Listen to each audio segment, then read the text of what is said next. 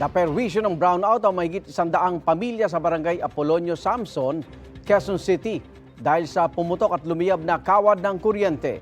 Yan ang unang balita ni James Agustin.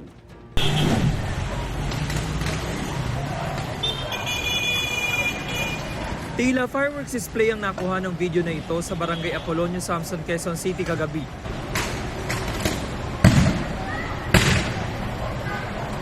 Sunod-sunod ang pagputok ng kawad sa poste ng kuryente. Ang kawad nagliyab pa. Nakuhanan din ng CCTV camera ng barangay ang iba pang pangyayari. Napalabas sa mga residente, umiwas naman ang ilang motorista. Agad rumisponde ang mga taga-barangay. Gumamit sila ng fire extinguisher para apulahin ang apoy. Dahil sa insidente, nawalan ng supply ng kuryente ang mga bahay sa Old Samson Road. Inireport ito ng barangay sa Meralco.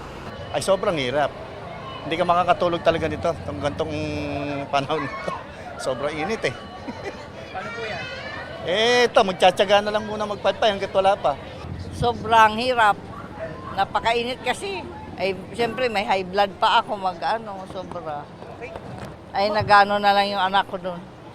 Ligo na lang ulit. Paypay na lang dito sa labas, sa baba. Mahangin naman doon sa taas eh. Kaya lang, madilim lang. Kaya wala kaming ilaw doon. Kwento ng mag-asawang Vicente at May. Napatakbo sila na makarinig ng sunod-sunod na putok. Isang putok muna. May sunod-sunod na. Malakas talaga.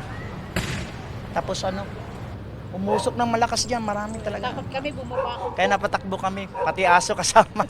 Natakot kami kasi baka mahawa itong isang transformer namin dito. Kaya napababa kami ng... Sa pagtataya ng barangay, umabot sa 150 households na nawalan ng supply ng kuryente. Ang ibang residente nakituloy muna sa kanilang kaanak at kaibigan. Pag ganitong panahon na sobrang init, hindi talaga maiiwasan, parang nag-over. Nagtitrip yung ating mga kable, no? Possible kasi lahat ay gumagamit ng mas marami pang appliances sa sobrang init. At syempre, hindi rin naman natin maiiwasan yung mga hindi kasama sa load, yun yung mga naka-jumper. Nakakadagdag po yan kung bakit may ganito tayong mga problema na pagputok ng kable dahil sa overloading. Alas 3:44 ng madaling araw nang maibalik ang supply ng kuryente. Ito ang unang balita. James Agustin para sa GMA Integrated News. Igan, mauna ka sa mga balita. Mag-subscribe sa GMA Integrated News sa YouTube.